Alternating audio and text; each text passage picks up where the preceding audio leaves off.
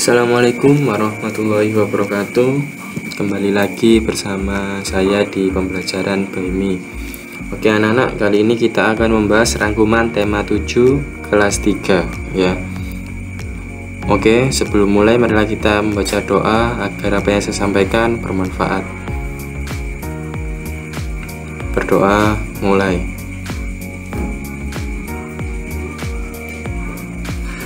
Oke anak-anak, sebelum memasuki pembelajaran rangkuman tema 7 kelas 3, jangan lupa klik tombol subscribe-nya, kemudian di like, setelah itu klik tombol loncengnya agar nanti ketika saya upload videonya kalian dapat notifikasi dan mengikuti channel ini, channel pendidikan. Dukung terus channel pendidikan ini supaya kedepannya bisa berkembang. Oke, langsung saja ke slide selanjutnya, yaitu materi tema 7 kelas 3 yang akan dibahas, yaitu yang pertama PKN, Bahasa Indonesia, Teknologi Produksi Pangan, Matematika, dan SPDP. Nah, ini nanti videonya akan saya bagi dua agar tidak terlalu panjang ya. Mungkin nanti kita bahas PKN sama Bahasa Indonesia dulu.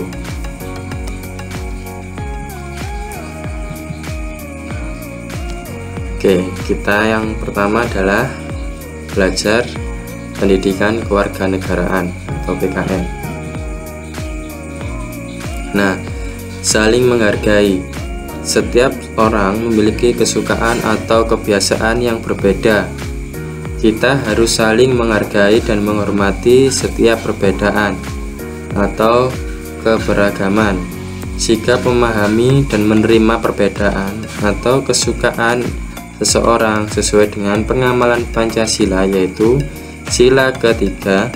Kita harus bisa menyikapi keberagaman dengan sikap tenggang rasa. Apa itu tenggang rasa?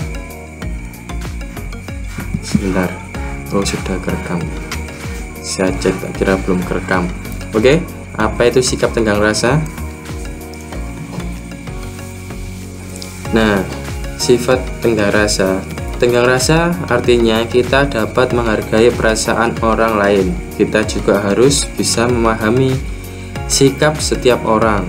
Jika kita tidak dapat menerima perbedaan, maka akan terjadi pertengkaran dan perpecahan. Dengan menerima perbedaan akan memperkaya wawasan dan pengetahuan. Ya, itu disebut dengan tenggang rasa. Oke. Selanjutnya, sila ketiga Pancasila menjadi landasan agar kita selalu hidup rukun. Semboyan bangsa Indonesia adalah Bhinneka Tunggal Ika, yang artinya berbeda-beda namun tetap satu ya. Oke, selanjutnya kita masuk di materi bahasa Indonesia. Berarti PKN tadi mempelajari tentang sikap tenggang rasa, saling menghargai, dan hidup rukun. Semboyan bahasa Indonesia adalah Bhinneka Tunggal Ika, yang artinya berbeda-beda namun tetap satu. Ya, kita langsung ke materi bahasa Indonesia. Nah, bahasa Indonesia ini kita akan membahas tentang paragraf. Paragraf adalah kumpulan dari beberapa kalimat. Dalam sebuah paragraf ada beberapa informasi yang bisa kita ambil. Dalam paragraf juga ada yang dinamakan kalimat utama. Kalimat utama atau gagasan utama adalah kalimat pokok dalam sebuah paragraf. Ada yang dinamakan paragraf deduktif dan paragraf induktif. Oke, kita bahas paragraf deduktif dulu ya. Nah, paragraf deduktif adalah paragraf yang kalimat utamanya ada di awal kalimat. Deduktif. Kesimpulannya, kalau ada apa yang dimaksud dengan paragraf deduktif adalah paragraf yang ada di kalimat utama atau di awal kalimat. Nah, paragraf induktif, paragraf yang kalimat utamanya di akhir paragraf. Berarti kalau deduktif di awal, kalau induktif di akhir. Seperti itu ya. Oke, nah ini contoh paragraf deduktif. Ini saya contohkan paragraf deduktif. Balon sebenarnya adalah pesawat terbang yang paling sederhana. Nah, ini kalimat utamanya di awal ya. Balon biasanya, kalimat selanjutnya ya. Balon biasanya terdiri dari kantong bulat yang terbuat dari kertas. Nah, sutra atau kain yang berlapis karet di kantong itu terdapat udara panas dan hidrogen atau helium. Kantong itu dapat diikatkan dengan tali atau jala ke sebuah keranjang untuk membawa penumpang atau barang. Nah, ini paragraf deduktifnya ada di awal kalimat. Nah, selanjutnya ciri-ciri paragraf deduktif. Ide pokok atau gagasan utama terletak di awal paragraf. Kalimat pertama adalah pernyataan umum. Lalu kalimat seterusnya bersifat khusus. Nah, akhir paragraf diakhiri dengan penjelasan. Nah, ini gagasan utamanya. Terus ini penjelasannya ya, bersifat khusus ini. Nah, di akhir ini kantong itu dapat diikatkan dengan tali dan jala sebuah keranjang untuk membawa penumpang atau barang. Nah, ini akhir paragrafnya, ini kalimat penjelas ya, paragraf di akhir yang dijelaskan dari paragraf deduktif. Selanjutnya contoh paragraf induktif. Nah, setelah banjir surut, anak-anak yang berhasil dievakuasi kemarin diantar ke pelayanan medis darurat untuk diberikan pemeriksaan. Ternyata kasus penyakit yang diderita anak-anak korban banjir bandang tersebut cukup beragam. Sebanyak 15 anak mengalami diare akut, 2 anak penderita penyakit kulit, 4 anak dipastikan terkena demam berdarah. Nah, dapat dikatakan banjir bandang yang melanda Denpasar minggu lalu itu membawa dampak yang buruk bagi kesehatan anak korban banjir. Nah, ini yang hijau ini adalah kalimat induktif ya. Kalimat utamanya ada di akhir paragraf.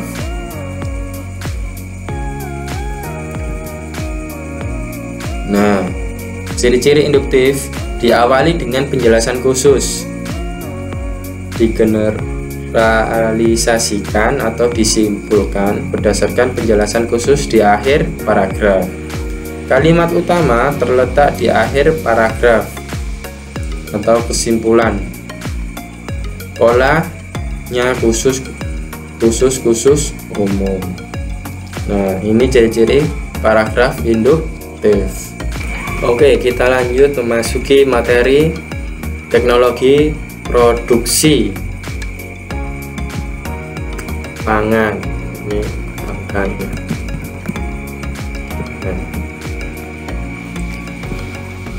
Oke, kita membahas tentang teknologi produksi pangan. Nah, teknologi pangan merupakan suatu cara untuk mengelola bahan makanan. Teknologi pangan penting untuk menghasilkan jenis makanan baru Dengan teknologi pangan, makanan dapat bertahan lebih lama atau awet. Nah, oke. Jangan lupa dukung terus channel pembelajaran by Me. Klik tombol subscribe-nya, jangan lupa like dan komennya. Saya terima saran dari kalian semuanya ya, agar demi perkembangan channel ini. Oke, selanjutnya. Nah, ini kacang kedelai dibuat menjadi tahu, tempe, dan kecap. Ini saya kasih contoh dari kedelai, dibersihkan dan direndam, dibuang kulitnya, setelah itu dikukus, didinginkan, diberi inokulum. Inokulum itu sejenis ragi ya, kalau bahasa Jawanya itu ragi. Nah, dibungkus lalu difermentasikan semalam, dianginkan, kemudian menjadi tempe. Nah, ini proses pembuatan dari kedelai hingga menjadi tempe. Nah, sesuai dengan penjelasan ini, teknologi pangan merupakan suatu cara untuk mengelola bahan makanan. Nah, penting untuk menghasilkan jenis makanan baru. Dengan teknologi pangan, makanan dapat bertahan lebih lama atau awet. Nah, ini sudah dijelaskan tadi ya, tentang kedelai diubah menjadi tempe. Nah, susu sapi diolah menjadi susu bubuk, mentega, dan keju. Nah, ini daging sapi diolah menjadi sosis dan bakso. Ini saya kasih contoh, selain tempe tadi ada susu dan daging sapi ya. Oke, jika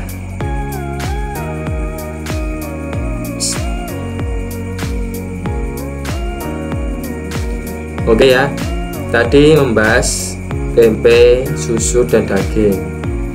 Jadi, tahu, tempe, kecap, susu bubuk, mentega, keju, sosis, dan bakso merupakan contoh makanan yang dihasilkan oleh teknologi pangan.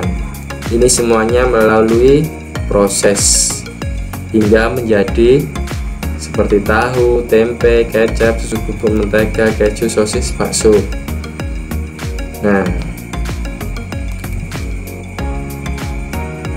Nah, sekarang kita membahas teknologi produksi sandang.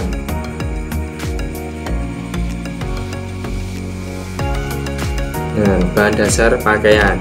Di sini ada 3 contoh, yaitu kapas dipakai sehari-hari, nyaman dipakai di siang hari. Bahan dasarnya ini kapas. Nah, bulu domba ini biasanya dipakai di daerah pegunungan untuk menghangatkan badan, karena di pegunungan itu udaranya sangat dingin. Nah, nomor 3 ini serat sutra dipakai saat acara khusus, termasuk pakaian istimewa ya. Oke, selanjutnya penjelasannya. Zaman dahulu, bahan dasar pakaian adalah daun, kayu, dan kulit hewan. Semuanya diolah dengan cara sederhana.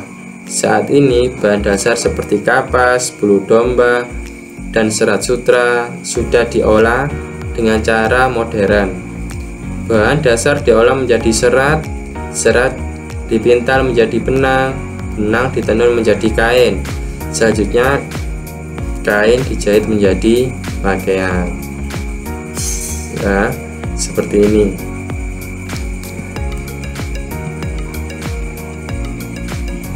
Nah, selanjutnya kain dijahit menjadi pakaian. Memintal ini dari kapas ya, dari kapas dibentuk menjadi benang.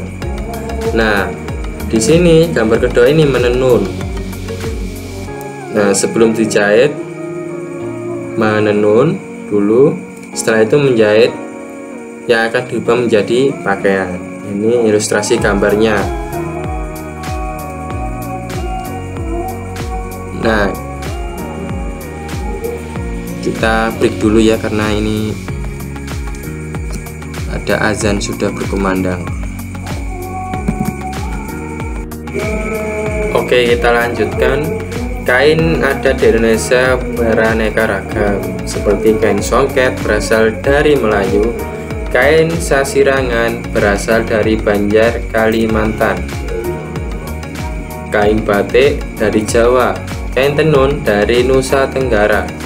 Selain itu, juga ada yang dinamakan pakaian profesi, yaitu pakaian yang digunakan oleh profesi tertentu. Contohnya adalah pakaian dokter, polisi, guru, tentara, pilot, pengacara, dan lain-lain. Oke, itu saja yang dapat saya sampaikan di video pertama tema 7. Nanti ada 2 slide, mohon maaf, ada 2 part, video 1 dan video 2. Nah, nanti kita akan membahas teknologi transportasi, teknologi komunikasi, matematika, dan SPDP ya. Oke anak-anak, kurang lebihnya mohon maaf. Assalamualaikum warahmatullahi wabarakatuh. Terima kasih, jangan lupa like, comment, dan subscribe-nya.